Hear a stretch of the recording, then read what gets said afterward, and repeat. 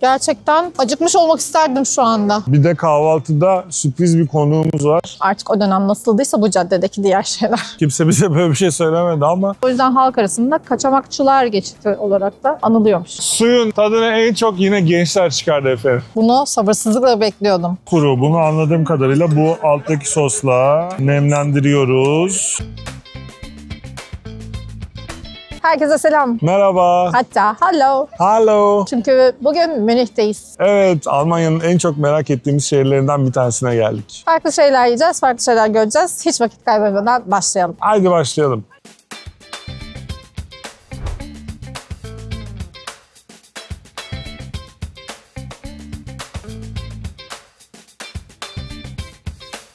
Başlangıcımızı Münih şehrinin kalbinde yapıyoruz. Burası 1158'den beri şehrin en önemli meydanı Marienplatz. Şehirdeki önemli etkinlikler burada yapılıyor. Noel pazarları burada kuruluyor. Yolunuz mutlaka buradan geçecektir. Burada bir de çok önemli bir simgesel yapı var. O da saat kulesi. Yeni belediye binasının kulesinde bulunan bu mekanik saat bir turist mıknatısı adeta. Mart ayından Ekim ayının sonuna kadar saat 11 ve 12'de böyle bir mekanik gösteri düzenliyor bu saat kulesi. Üzerinde 43 tane çan, 32 tane de gerçek boyutlu figür varmış ve bu figürler Münih'teki tarihi önemli olayları canlandırıyor. Çanlar biraz detone olmuş sadece. Münih Belediyesi'ne naçizane tavsiyemiz bir onları akord ettirin ya.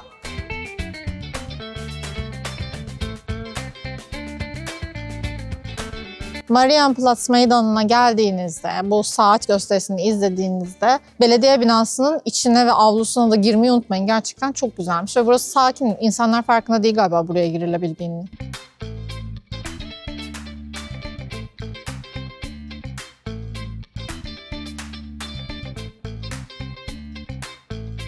Binanın içerisinde aynı zamanda böyle çok güzel bir hukuk kütüphanesi var. Ama oraya sadece rehberli turlarla ziyaret yapılabiliyormuş. İçeriği görmek istiyorsanız eğer. Biz giremedik.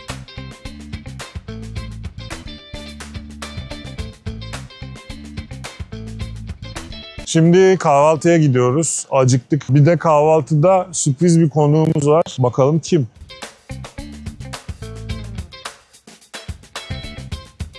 Dede Ağaç videosundan da tanıdığınız bu tatlı surat Duru bizimle Münih'te buluştu. Şimdi kahvaltı yapmak üzere. Merve ve Hasan da buradalar tabii ki. Bir kahvaltıda bir araya geldik. Çok özlemişiz bunu da.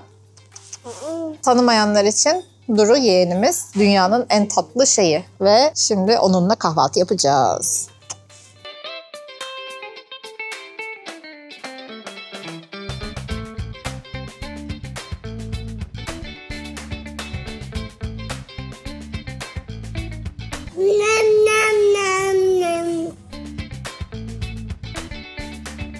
Münih'teki ilk kahvaltımız gayet keyifliydi. Özellikle biz buraya Zürih'ten geldik. İsviçre'deki fiyatlardan sonra fiyatlar yüzümüzü güldürdü. İsviçre videosunu izlemediyseniz kartı yukarıya bıraktık. Tabii ki kahvaltının en tatlı öğesi Duru'ydu. Birkaç gündür görmemiştik onu. Çok özledik. Çok keyifli oldu. Şimdi bir sonraki mekana devam ediyoruz.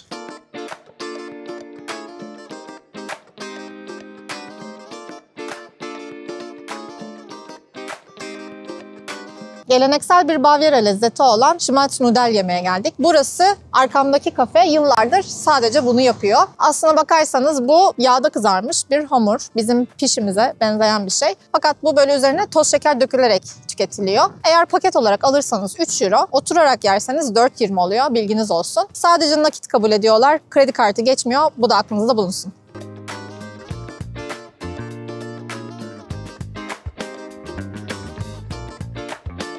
Bir pazara geldik, Viktualienmarkt. İçerisinde hem böyle hediyelik eşyacılar, meyve, sebze, bir sürü yemek standı. 100'den fazla stand varmış. 200 yıldır da bu pazar kuruluyormuş, düşünün artık. Sokak lezzetleri denemek için de güzel bir yer olabilir. Ama biz şu anda çok tokuz. Fakat görüyorum insanlar ellerinde böyle bir şeyler almış, yiyorlar parkta. Hava da güzel zaten. Alternatif bir öğlen yemeği lokasyonu olabilir burası.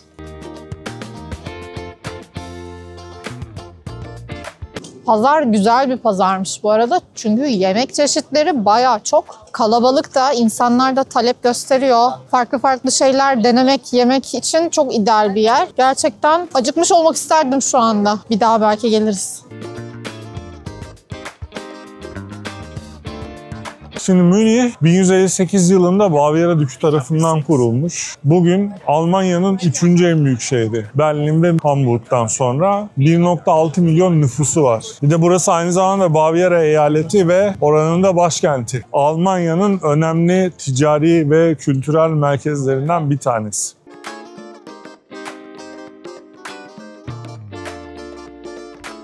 Kiliseyi 15. yüzyılda inşa etmişler. İçerisi güzel, ferah bir kilise. Vitralleri falan çok güzel, biz beğendik bayağı. Girişi ücretsiz. 1945 yılında 2. Dünya Savaşı'nda bombardımanda ciddi zarar görmüş ve daha sonra restore etmişler. Münih kentinin silüetinin önemli bir parçası. İkiz kuleleriyle çok güzel görünüyor. Hatta 2004 yılında Münih halkı buradan daha yüksek bir bina yapılmasını engelleyen bir tasarıyı referandumla kabul etmiş. Girişi ücretsiz. Yalnız kulesine çıkmak isterseniz 7,5 euro gibi bir bilet ücreti var. Buranın bir de meşhur efsanesi var. Şeytan bu kiliseye girmiş ve penceresiz olduğunu zannederek dalga geçecekmiş ama sonra pencereleri fark etmiş ve çok sinirlenmiş. Ayağını yere vurmuş. Orada bir iz bırakmış. Kilisenin hemen girişinde zaten girer girmez göreceksiniz. Bu da ilginç bir detay.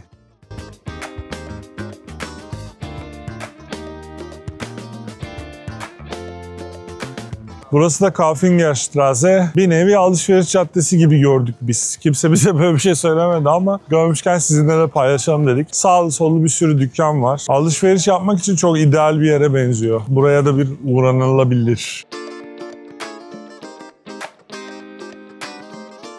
Ayşen München yollarında yürüyordu. Şey olabilir böyle tekerleme. Ayşen München'e gitmiş. Ayşen München'de şen şeyler yemiş. Madem Ayşen München'de şen şeyler yemiş, niye bize getirmemiş? Alışveriş caddelerine doyamadık. Şimdi de Sendlingerstraße'deyiz. Burası da güzel bak. Buradan da bir şeyler alınır. Trafiğe kapalı, yürümesi rahat, keyifli, böyle aheste aheste dolaşmalık yerler.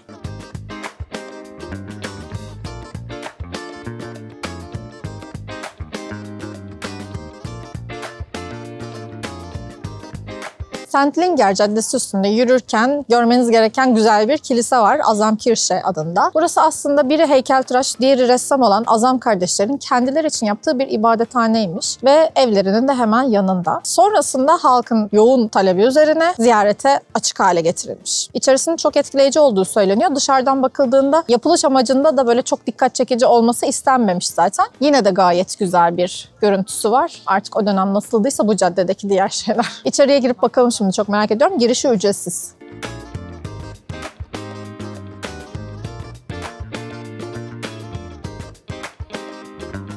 İnanılmaz güzel ya içerisi. Gerçekten büyüleyici, böyle her yerde bir detay var. Çok güzel, gerçekten acayip etkileyici. Buraya kadar geliyorsanız mutlaka içeriye girip bakmanız lazım. Her köşesi detaylı, her köşesi böyle aşırı güzellikte. Vatikan'da olabilecek şaşada diyebilirim. Kardeşler gerçekten çok sağlam çalışmışlar ve aşırı yetenekliymişler belli ki. Tavandaki freskler, her yerdeki o heykeller, işlemeler, detaylar, her şey çok çok güzeldi. Bayağı hoş.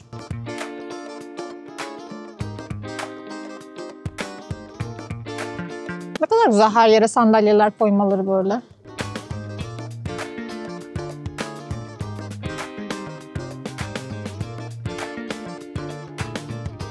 Gezdik, yürüdük, yorulduk. Öğlen yemeği için bir Bavyera restoranına geldik. Madem Bavyera lezzetleri tadacağız, şinitzel söyleyelim dedik. Hindi şinitzel. Bir şey diyeyim mi? Bütün hindiyi şinitzel yapıp getirmişler. Ben böyle bir porsiyon görmedim yani. Neyse ki Ayşe'nin söylediği diğer Bavyera lezzeti biraz daha küçük bir porsiyonmuş ki ikisini beraber yediğimizde dengeleyecek gibi. Şimdi tadına bakalım. Şöyle küçük bir parça keseyim. Oy, çok güzel kokuyor. Nedense tavuk hindiden şinitzel yapıyorlarmış. Açık söyleyeyim, görüntüsü biraz garip gelmişti bana. Herhalde ortalama bir şey yiyeceğim demiştim ama bayağı lezzetliymiş. Bayağı beğendim. Hafif, yağlı değil. Yani iyi ki büyük porsiyon gelmiş. Doya doya yeriz bunu. Yanında da patates. Ve tabii ki bira. Çünkü Bavyera restoranında bira almazsanız olmaz.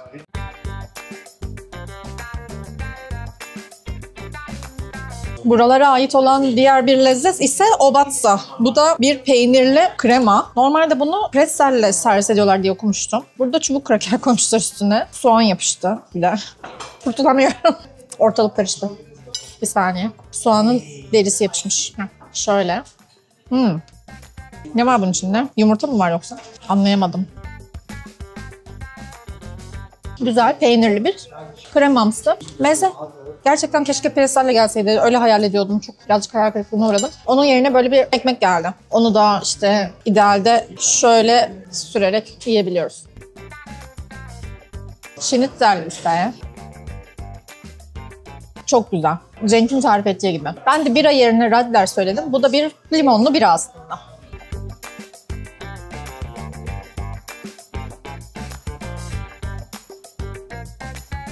Alte Pinakothek, Münih'in en önemli müzelerinden bir tanesi. Hatta dünyadaki en önemli sanat müzelerinden bir tanesi. İçeride acayip güzel bir koleksiyon var.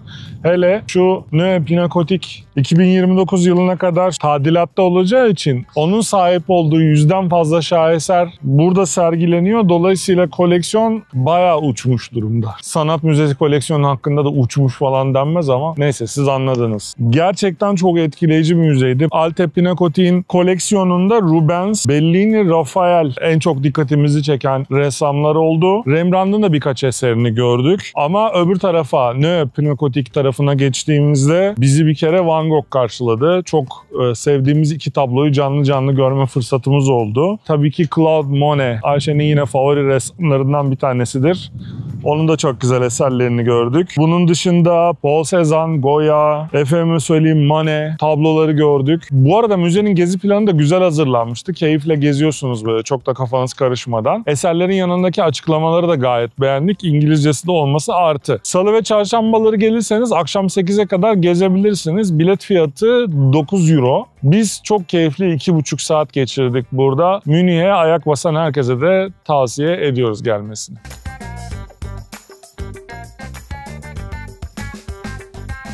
Kocaman, keyifli bir meydan Königsplatz burası. 19. yüzyılda inşa edilmiş neoklasik tarzda bir meydan. Burayı yaptıran kişi de o dönemde prens olan Baviera veliahtı. Sonrasında kral da oldu. 1. Ludwig. Kendisi antik Yunan kültürüne hayranmış. Onu da bu meydana yansıtmış. Bu meydanı çevreleyen 3 tane önemli yapı var. Bir tanesi Glyptotek. Bunun içerisinde antik heykel koleksiyonları sergileniyor. Bir diğeri Atina'daki Akropoli girişine benzeyen bir anıt, Koripalen. Diğeri ise Staatliche Antikensammlung. Burası da bir arkeoloji müzesi. Aynı zamanda insanlar çimlere yayılıyorlar, dinleniyorlar. Köpeklerini yürüyüşe çıkarmışlar. Biz de biraz burada soluklandık ve şimdi devam ediyoruz.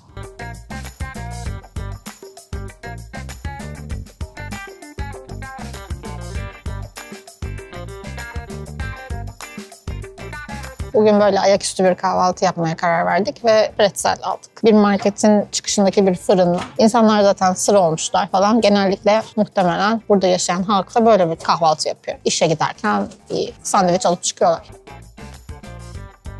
Zürih'te yediğimiz pretzellerden biraz daha sert. Tadı aynı, güzel. Çubuk kraker. Bir tane de böyle bir sandviç aldık. Bir tane de böyle bir sandviç var. Hindi fümeli. 2 de kahvemiz var. Hepsi 14 euro tuttu.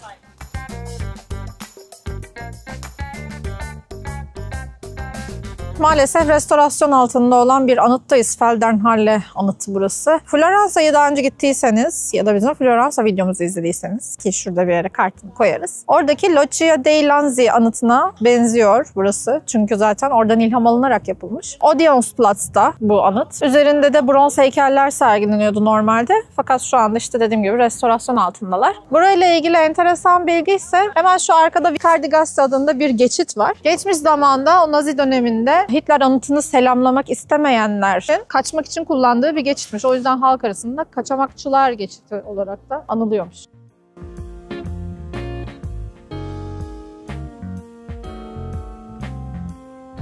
Odeonsplatz'taki bir diğer önemli bina ise bu kilise. 1600'lü yılların sonunda yapılmış. İtalyan bir mimar tarafından yapıldığı için Roma'daki kiliselerin esintilerini taşıyor. Rokoko ve barok tarzda. İçerideki işlemeler, süslemeler ve genel olarak duvarlar için beyaz kullanılmış, içim açıldı. Uzun zamandır bu kadar hem süslü hem ferah hissettiren bir kilise görmemiştim. İlginç bir yapı, görmenizi öneririm. Girişi de ücretsiz bu arada.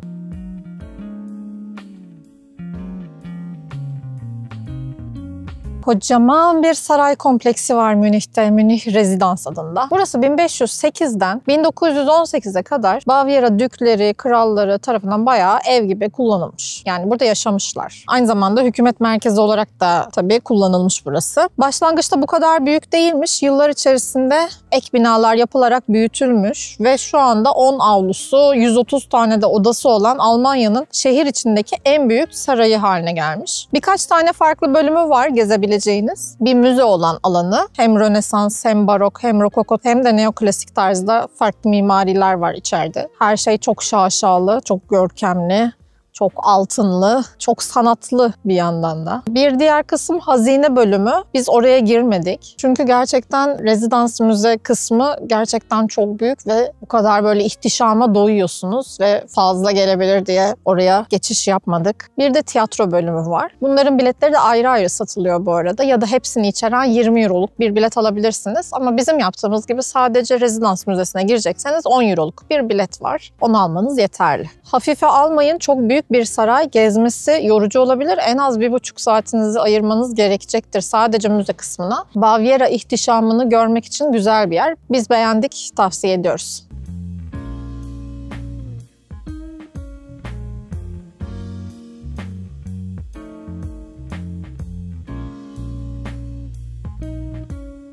Öğlen yemeği için çok sevimli bir restorana geldik ve 2 tane Bavyera spesiyeli söyledik. Biraz böyle ağır ve büyük görünüyorlar porsiyon olarak ama merak ediyorum. Benim söylediğim spesiyel patates bazlı. Üzerinde çıtır soğanlar var, mantar sosu var. Altında da hindi mi tavuk mu bu? Bir beyaz et. Ne olduğunu bilemiyorum. Çünkü aslında İngilizce menüleri vardı. Ama çok kafa karıştırıcı bir şekilde söyledik biz siparişi. Çıkışta bakacağım tekrardan. Comfort food diye bir terimden bahsetmiştim. Çok eski videoların birinde. İnsanı iyi hissettiren sıcak güzel yemeklerden. Eti sadece biraz fazla pişmiş. Böyle sert, çiğnemesi zor hale gelmiş. Onun dışında sosu ve lezzeti bayağı güzel ama. Bir de Augustiner bira servis ediliyor bu restoranda. Bu arada her restoranın servis ettiği tek bir bira çeşidi oluyor Münih'te. 6 tane ana bira üreticisi var. Her mekan onlardan birini servis ediyor gibi düşünebilirsiniz.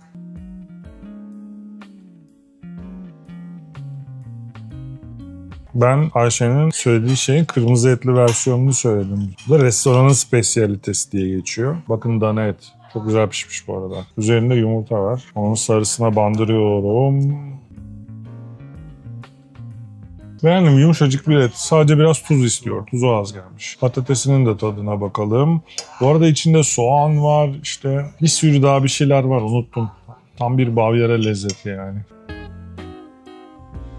Patatesler derin yağda kızarmadığı için, böyle sotelendiği için çok daha hafif baharatlarıyla falan lezzeti başka bir yere taşınmış. Ben de aynı şekilde bunu insanı kendini iyi hissettiren yemekler sınıfına koyabilirim.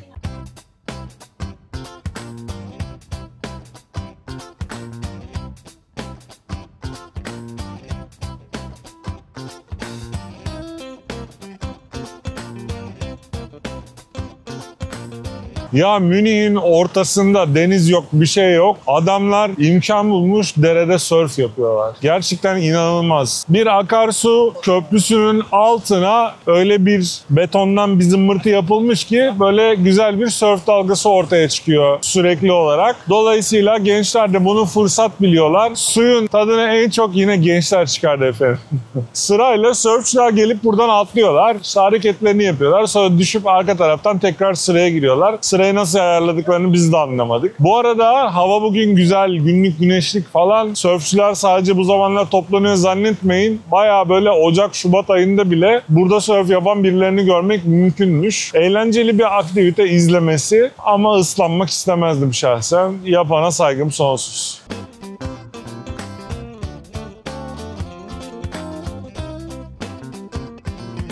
Münih'in şehir parkı English Garden. Yani İngilizce mi?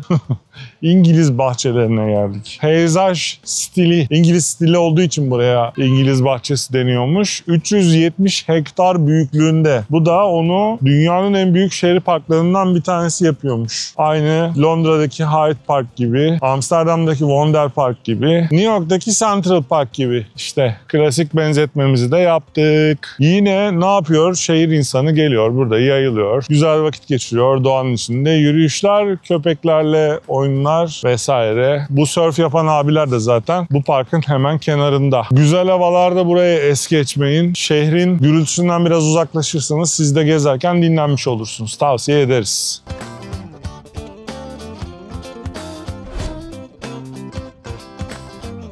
Münih'te çok da gelişmiş bir toplu taşıma ağı var. Tramvaylar, otobüsler, metrolar, istediğiniz her yere kolayca ulaşabiliyorsunuz ama bunları kullanmasanız da birçok yere zaten yürüyerek ulaşabilirsiniz. Bilet kullanmak isterseniz iki türlü seçeneğiniz var. Biri tekli biletlerden kullanmak olabilir. O da 4 euro civarında. Ya da günlük biletlerden alabilirsiniz. O da 9.50 falan 9.70 gibi bir fiyatı var. Biz günlük bilet kullandık. Bir kere aldık. Toplamda 3 kere falan kullandık. Tramvaya bindik. Onun dışında her yere yürüdük şu ana kadar.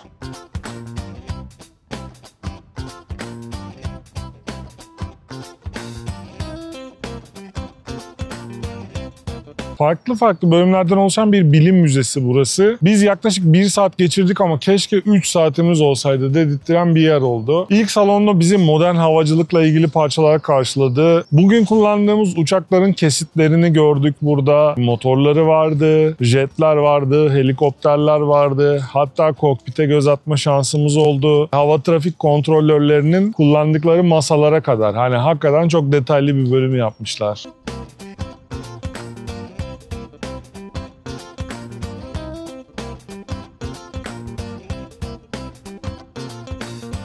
Yenilenebilir enerji ile ilgili bir bölüm yapmışlardı. Orası da gayet keyifliydi. Hatta köprü mühendisliği ile ilgili bölümü de şöyle kısacık gezme şansım oldu. Orada da çok beğendim. Kimya, matbaacılık bölümleri, fotoğraf, video bölümleri vardı. Çok güzel koleksiyonlar bir araya getirmişler. Müzik aletlerinin ve müzik teknolojisinin geçmişini gösteren bir yer vardı. Burayı da çok beğendik. Yani kısacası bilime meraklı herkesin ilgisini çekecek bölümler var.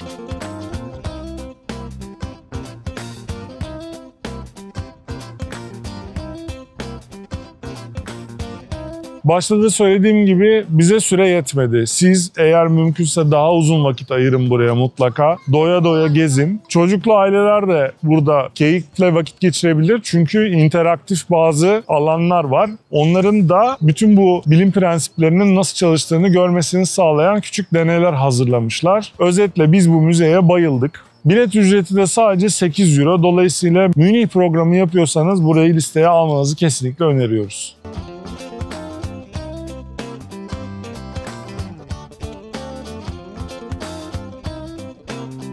Münih'in en ünlü tatlısı Kaiserschmarren'ı deniyorum şimdi. Bunu sabırsızlıkla bekliyordum. Bu aslında bir pancake ama böyle parçalara ayrılmış şekilde servis ediliyor. Üzerinde pudra şekeri ve meyveler, yanında elma püresi ve bir meyve reçeli. Hangi meyve bu? Sanırım çilek olabilir. Kırmızı meyve ve sıcak servis edildi. Çok heyecanla bunu denemek istiyorum. Bunu bunun üstüne döküyorum diye düşünüyorum. Bakalım ne tatlısıymış bu. Yani kötü olma ihtimali yok. Sıcak, şekerli, hamur ve meyve. Acayip iyi. Çok beğendim. Müzeden çıkınca aslında çok susamıştık. O yüzden bir bira içelim dedik. Susadığımız için bira içiyorsak artık Alman olmuşuzdur diye düşünüyoruz. Tatlı da yanında bonus oldu.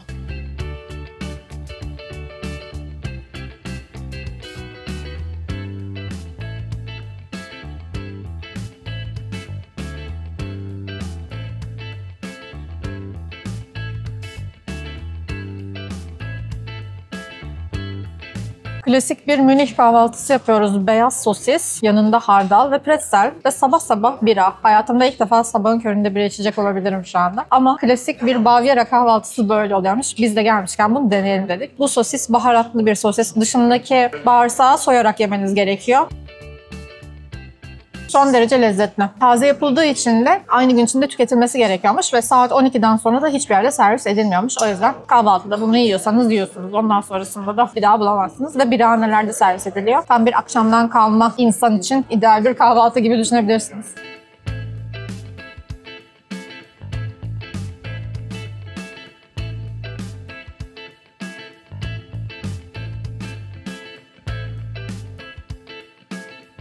Münih'te en çok görmek istediğim yerlerden bir tanesi BMW Müzesi'ydi. BMW kampüsünün içerisinde yer alıyor. Çok keyifli bir müze olmuş. Gezmesi yaklaşık 1 saat falan sürüyor. Şirketin geçmişinden, kuruluşundan başlayarak günümüzde yaptığı işlere kadar birçok farklı sergi alanı hazırlamışlar. Ürettikleri farklı motorlardan tutun, klasik otomobillerine, motosikletlere, efsaneleşmiş modellerine, yarış için özel olarak hazırladıkları farklı araçlara kadar birçok şeyi içeride canlı canlı görebilirsiniz.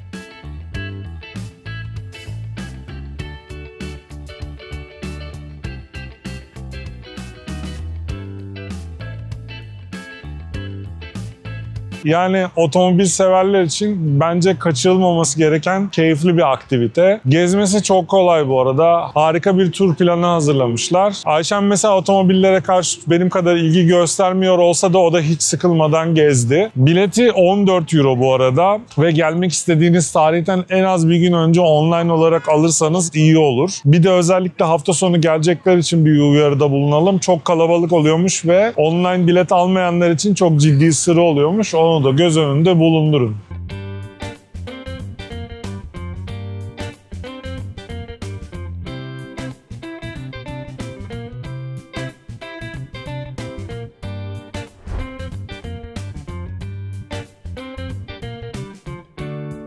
Çok çılgın bir Bavyera birhanesindeydik. Yani o kadar büyük bir yer ki böyle kontrol altında tutamıyorlar. Kendinize boş bir yer bulup oturuyorsunuz. Sonra masanın garsonuna siparişinizi veriyorsunuz. Çoğu zaman da masayı birileriyle paylaşıyorsunuz. Çünkü masalar büyük. Neyse biz de Bavyera'da arkadaşlarımızla paylaştık masayı. Birer bira içtik. Çok keyifli vakit geçirdik. Canlı müzik de var ama ara ara çalıyorlar. Neden olduğunu tam anlamadık. Neyse çok eğlenceliydi. Buralara kadar gelmişken yapılması gereken aktivitelerden bir tanesi olduğunu da ekleyelim.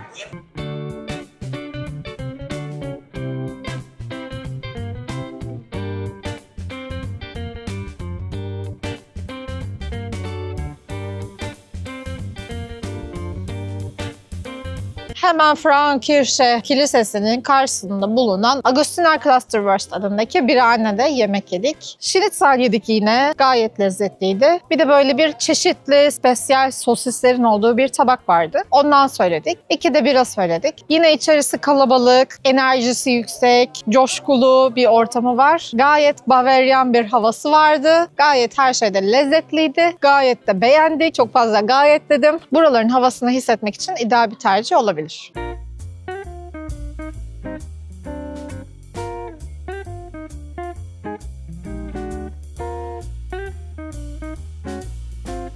Günaydın tekrardan. Pazara geri döndük. Geçen geldiğimizde bir şey yemediğimiz için aklımızda kalmıştı tabii ki ve şimdi bir şeyler denemek için buradayız. Açız. Bakalım neler bulacağız.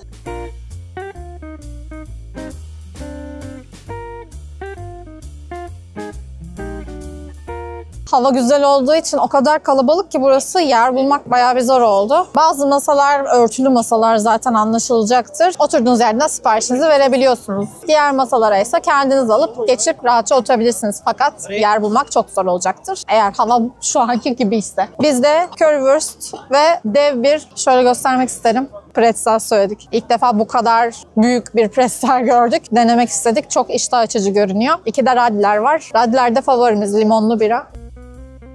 O zaman bize afiyet olsun.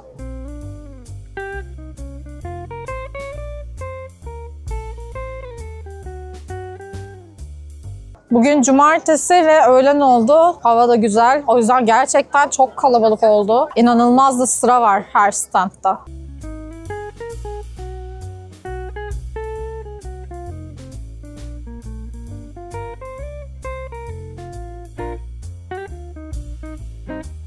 Münih'e gelmişken yememiz gereken 2 tane tatlı vardı. Onun içinde burada çok bilinen meşhur bir bira bahçesi olan Augustiner Keller'a geldik ve o tatlılardan söyledik. Bir tanesi Bavyera kreması. Böyle geldi. Kupta. İçinde cherry soslar falan var. Üstünde meyveler ve krem şanti var. Çok güzel, hafif bir tatlı.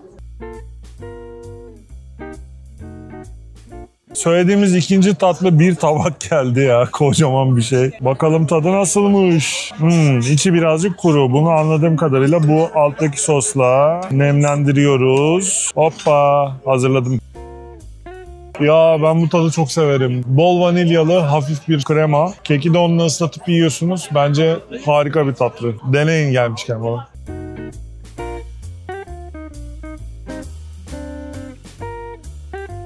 Böylece Münih videomuzun da sonuna geldik. İzlerken bazı zamanların atlandığını hissetmiş olabilirsiniz. Biz o aralarda sizin için bir alışveriş videosu çektik.